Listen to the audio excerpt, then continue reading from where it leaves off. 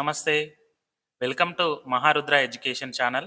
నేను doctor P. Anil Kumar, lecturer in Telugu, degree 4th semester విద్యార్థులకు స్వాగతం. ఈరోజు మనం ప్రాచీన కవిత్వంలోని రెండవ పాఠమైన వాగ్దాన భంగం గురించి నేర్చుకుంటాం. ముందుగా కవి పరిచయాన్ని చూసినట్లయితే ఆసూరి మరింగంటి వెంకట నరసింహాచార్యులు క్రీస్తు శకం 1817 నుంచి 1880ల మధ్య కాలంలో జీవించాడు. తన తండ్రి భావనాచార్యులు మహా ప్రతిభావంతులని, వేదాంత శాస్త్ర నిష్ణాతులని కవి స్వయంగా ఒక సందర్భంలో చెప్పుకున్నాడు. ఈ కవి తన చరమదశలో నల్గొండ జిల్లా కనుగల్లులో జీవించాడు. బతుకు తెరువు కోసం భిన్న భిన్న ప్రాంతాలలో నివసించినట్లు తెలుస్తుంది.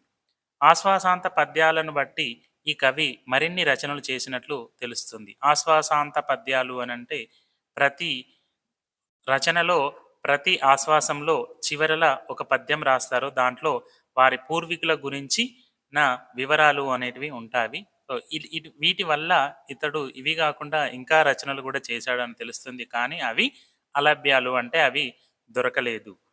తాళాంక నందిని పరిణయము, ఇందిరాల భాగవతము. ఇందిరాల భాగవతం అనేది యక్షగానం. ఇవి రెండు మాత్రమే లభ్యమవుతున్నాయి. ఈయనతో పాటు ఈయన వంశీయులు తెలంగాణలో ఆచార్యపీఠం పొంది శిష్యులతో సంచారం చేస్తూ ధార్మిక చింతనను జాగృతం చేశారు. ఈ పాఠం యొక్క పాఠ్యభాగ సందర్భాన్ని చూస్తే తాళంకునందిని పరిణయం అనే గ్రంథం నుండి తీసుకోబడ్డది కదా. ఈ తాళాంకుడు అనగా బలరాముడు. ఈయన కూతురు శశిరేఖ, బలరాముని సోదరి సుభద్ర. సుభద్రనేమో అర్జునుని భార్య. సుభద్ర అర్జునుల కుమారుడు అభిమన్యుడు. అంటే ఇప్పుడు అభిమన్యుడు శశిరేఖలు ఏమవుతారు? మేనమామ మేనత్త పిల్లలు కాబట్టి భావ మరదళ్ళు అవుతారు. సో అలా కావడం వల్ల చిన్నప్పటి నుంచి వారి మధ్య ప్రేమ చిగురించింది. తల్లిదండ్రులు సైతం వారిని కాబోయే భార్యాభర్తలుగా భావించి ఆట పట్టించేవారు. ఇంతలో పాండవులు మాయాజూదంలో ఓడి అడవుల పాలయ్యారు. సంపదనంతా కోల్పోయారు. పైగా బలరాముడికి పాండవుల మీద కన్నా దుర్యోధనుడి మీద ప్రేమ అధికం. బలరాముడు తన కుమార్తె శశిరేఖ వివాహాన్ని అభిమన్యునితో కాకుండా దుర్యోధనుని కుమారుడైన లక్ష్మణ కుమారునితో జరిపించాలని నిర్ణయించుకుంటాడు. ఎందుకంటే ఈ యొక్క దుర్యోధనుడు బలరాముని శిష్యుడు కాబట్టి, ఇప్పుడు వీరి దగ్గర సంపద ఉంది కాబట్టి. సుభద్ర తన అన్న బలరాముడు తమకు విరుద్ధంగా వ్యవహరిస్తున్నాడని విలపించింది. ఈ పెళ్లిని ఏదో ఒక రకంగా ఆపాలని సుభద్ర కృష్ణుని కోరుతుంది. చివరకు శ్రీకృష్ణుని ప్రమేయంతో శశిరేఖ అభిమన్యుల వివాహం బలరాముని సమ్మతితోనే జరుగుతుంది. ఈ పాఠ్యభాగా సుభద్ర తన కుమారునితో శశిరేఖకు వివాహం జరిపిస్తానని బలరాముడు చేసిన వాగ్దానానికి ఆయనే భంగం కలిగిస్తున్నాడని వాపోయే సందర్భంలోనిది. ప్రస్తుత పాఠ్యభాగం తాళాంక నందిని పరిణయంలోని చతుర్థాశ్వాసం నుండి స్వీకరించబడింది. పాఠ్యభాగాన్ని గనక మనం చూస్తే సుభద్ర బాధతో ఉన్నది. సుభద్ర కన్నులు ఎరిపెక్కాయి. ఆమె మనసు వ్యాకులత పెరిగింది. చెక్కిళ్లపై నుండి చెమట జారుతోంది. ఓర్పు నశించింది. బలరామునిపై కోపం పెరిగింది. తన అన్న బలరామునిపై కోపంతో కూడిన భయంకరమైన ముఖంతో ఆమె శ్రీకృష్ణుని వద్దకు వచ్చి ఇలా చెప్పింది. సుభద్ర కోపంగా బలరాముని పైన కోపంతో శ్రీకృష్ణుని వద్దకు వచ్చి ఈ రకంగా అంటుంది. మీ అన్న అన్యాయంగా తన కూతురును ఇతరులకు ఇవ్వవచ్చునా? ఈనాటితో మీకు పాండవులకు బాంధవ్యం తెగిపోతుంది. మొదట మా మగవారు, మీరు స్నేహితులు, బంధువులు. అందువల్లనే నన్ను ఇక్కడ ఉంచి వారు వనవాసంనకు వెళ్ళారు. మా పెద్దన్నగారు తన కుమార్తెను మా అబ్బాయికి ఇస్తానని ఇప్పుడు డబ్బు కలవారని దుర్యోధనుని పుత్రునికి ఇవ్వాలనుకుంటున్నాడు. ఇది న్యాయము కాదు. మీకు తెలియని ధర్మాలు లేవు అని శ్రీకృష్ణుణ్ణి అంటుంది. అన్న తనకు పిల్ల పుట్టగానే బంధువులు స్నేహితుల ఎదుట నా కొడుకుకు ఇస్తానని చెప్పి ఇప్పుడు ఆ మాటను కాదంటున్నాడు.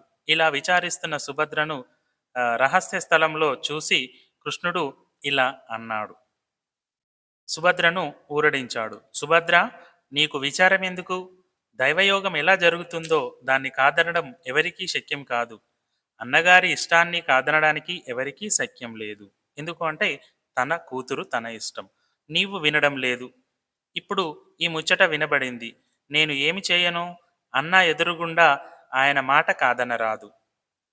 కూతురు విషయంలో ఆయన స్వతంత్రుడు. అదీగాక ఆయన కౌరవులకు మేలు చేసేవాడు. నేను మాట్లాడితే నువ్వు పాండవ పక్షపాతం గలవాడివని నన్నంటాడు. అంటే అననీయు. అయినా ఏమన్నా కొన్ని మంచి మాటలు మాట్లాడి ఆయన మనస్సును నేను తెలుసుకుంటాను. ఈ విధంగా జరగబోయే కార్యము తెలిసిన వాడైనా తెలిసిన వాడైనా తెలియని వాడిలా సుభద్రను ఊరడిస్తూ సుభద్రను తీసుకొని కృష్ణుడు బలరాముని దగ్గరకు వెళ్ళాడు. అంటే జరగబోయే కార్యం ఇతనికి తెలుసు. ఎందుకంటే శ్రీకృష్ణుడే వీళ్ళ అభిమన్యుడు శశిరేఖ వివాహాన్ని చేస్తాడు. తను కృష్ణ అవతారంలో ఉన్నాడు. కృష్ణుడు బలరాముడి దగ్గరికి వెళ్ళి అన్నకు సాష్టాంగ నమస్కారం చేశాడు. బలరాముడు కృష్ణుడితో వార్తలు ఏమిటి అన్నాడు. కృష్ణుడు సభ్యులు వినేటట్లు ఇలా అన్నాడు.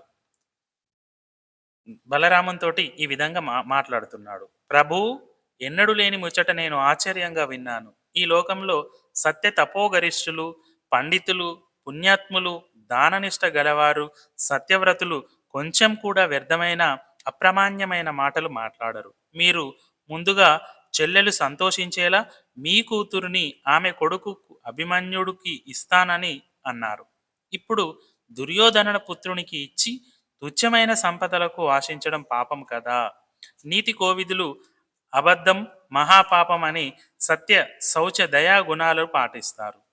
చెల్లెలు నమ్మేటట్లు మాట ఇచ్చి రాబోయే చెడ్డను గమనించకుండా ఇప్పుడు కాదని యోగ్యుడైన మేనల్లుడు ఉండగా ఇతరుడు నీ కన్యకు వరుడు ఎలా అవుతాడు?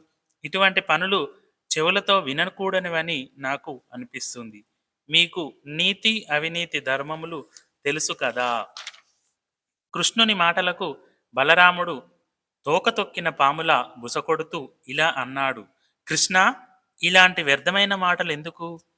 ఈ మన చెల్లెలును మనము వారికిస్తే ఈ విధంగా ఆమె సుఖాలు పొందుతోంది.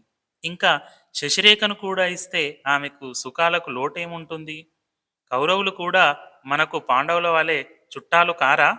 నీవు అర్జునుడి పక్షం వహించి మాట్లాడుతూ కౌరవులపై కోప్పడడం ఎందుకు? నిష్కారణంగా భక్షభోజ్యములను చేతితో దూరంగా గెంటి చేదుకాయలను తినడం వంటిదే పాండవులతో బంధుత్వం అని అన్నాడు.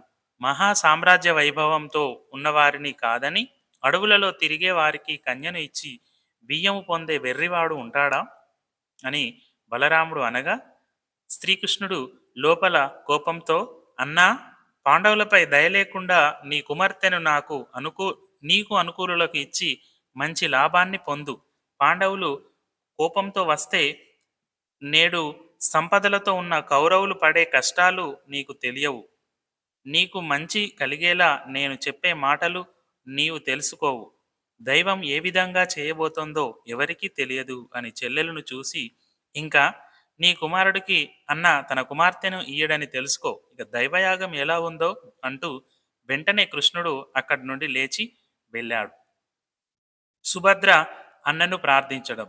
అప్పుడు సుభద్ర బలరాముని ముఖం వైపు చూసి, అన్నా, నీకు మేనల్లుడు అవుతాడని అభిమన్యునికి శశిరేఖను ఇస్తావనని నీవు అన్న మాటకు సంతోషంతో ఇన్నాళ్ళు నేను మాట్లాడలేదు. నీ మరదలు అడవులకు వెళ్ళినా వారు పడే కష్టాలను ఎలాగో సహిస్తూ నీవు చూపే ఆధారానికి కొడుకు పెళ్లి కొడుక్కు పెళ్లి చేస్తావనే ఆనందంతో బ్రతికాను. మా పేదరికాన్ని చూడకు, కౌరవుల సంపదకు ఆశ్చర్యపడకు. చీకటి వెన్నెల కాకుండా ఉండదు. లోకుల సంపదలు క్షణంలో తరుగుతాయి, క్షణంలో పెరుగుతాయి. నీవు నీ కూతురిని ఇస్తానని చేతిలో చెయ్యి వేసి చెప్పావు. ఆ మాట కల్లా అయితే పాండవులు నన్ను చులకనగా చూస్తారు. నీ అంతటా నీకే దయ కలగాలి. అంతేకాని నీవు తలచిన దానిని మాన్పించడానికి ఈశ్వరాది దేవతలకు శక్యం కాదు. కొడుకే నా బ్రతుకు అని నా భర్త బావ మరదలు దూరమైన మీ దగ్గరికి వచ్చాను.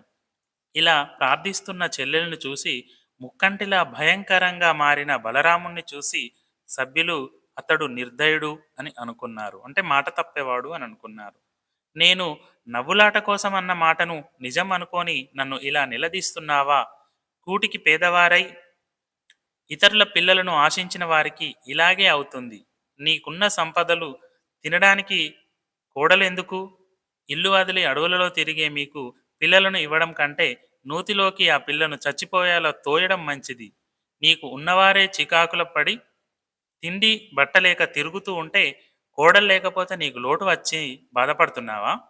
పాండవులు ఎంత శక్తివంతులైనా దుర్యోధనునితో తులతూగగల రాజు లేడనే వారితో బియ్యం అందుకోవాలని నేను అనుకున్నానని నీవు ఇంతగా విచారించడం ధర్మం కాదు. పాండవులు నిన్ను బలవంతంగా తీసుకొని వెళ్ళిన నాటి చుట్టరికం చాలు అని కర్ణశూలముల వలె బలరాముడు మాట్లాడాడు. అన్న మాటలకు సుభద్ర అంతులేని దుఃఖంలో మునిగిపోయింది.